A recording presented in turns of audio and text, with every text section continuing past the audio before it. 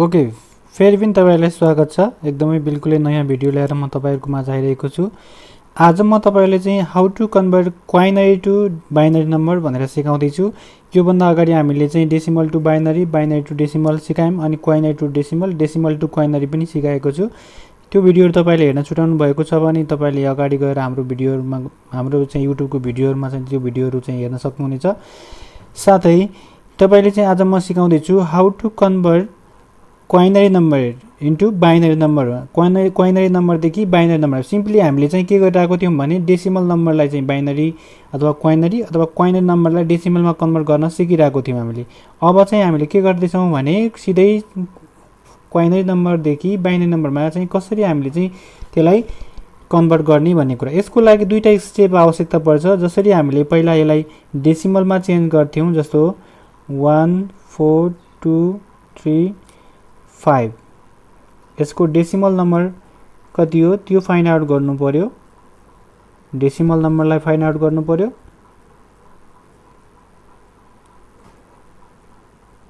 अनि बल्ल हामी त्यो आएको डेसिमललाई, यहाँबाट आएको डेसिमललाई फेरि हामीले केमा कन्भर्ट गर्छौं त बाइनरी नम्बरमा कन्भर्ट गर्छौं।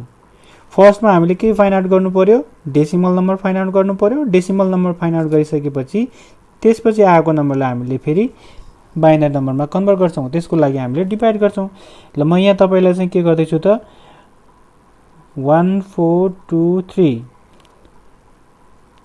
अब यसलाई चाहिँ मैले क्वाइनरी नम्बरलाई चाहिँ डेसिमल नम्बरमा कन्भर्ट गर्दै छु। 1 × 5 4 × 5 2 × 5 3 × 5।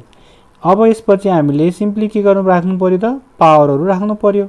अब यसको पावरहरु 0 बाट स्टार्ट हुन्छ। 0 5 को माथि लेख्नु पर्छ 1 2 3।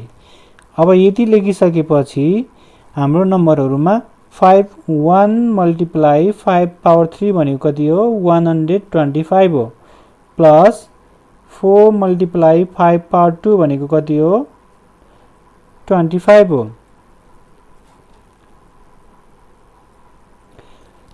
5 पावर 2 भनेको 25। फेरि प्लस 2 × 5 पावर 1 भनेको 5, प्लस सही यहाँ मिस्टेक भएछ, प्लस लेख्नु पर्ने ठाउँमा मल्टिप्लाई भएछ, यसमा प्लस। ओके, 3 × 5 पावर 0 भनेको कति हो 1 हो। मैले यहाँ भन्दा अगाडि पनि भनिसके जुनसुकै नम्बरको पावर 0 छ भने त्यसको भ्यालु जहिले पनि 1 हुन्छ।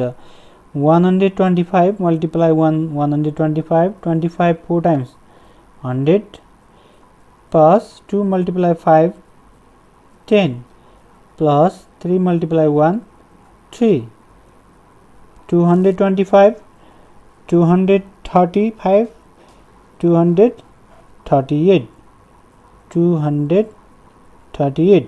फेरि चेक गर्नुस् है। 125 प्लस 100 गर्दा 225, 225 प्लस 10 235, 235 प्लस 3 238। अब यसलाई हामीले केमा कन्भर्ट गरेको त हामीले यसलाई डेसिमल नम्बरमा कन्भर्ट गरेको। हाम्रो यो एन्सर आयो, यहाँको एन्सर आयो 238 भनेर 238 आयो। 238 हुँदो रहेछ यहाँ हो। अब यसपछि हामीले यसलाई अब कन्भर्ट गर्नु पर्यो केमा त डेसिमल बाइनरी नम्बरमा कन्भर्ट गर्नु पर्यो। अब यसको लागि हामीले के गर्नुपर्छ त यहाँ भन्दा अगाडि सिकेको जस्तै हो। यसको लागि हामी चाहिँ नेक्स्ट पेजमा जाम। अब हामीले माथि एन्सर आएको थियो 238। अब यसलाई हामीले के गर्छौं फेरि के गर्छौं फ्याक्टर गर्छौं 238। यो हाम्रो डेसिमल नम्बर छ, डेसिमल नम्बर छ। अब यसलाई हामीले चाहिँ बाइनरी नम्बरमा कन्भर्ट गर्नुपर्ने छ। अब हामीले के, सो बाइ।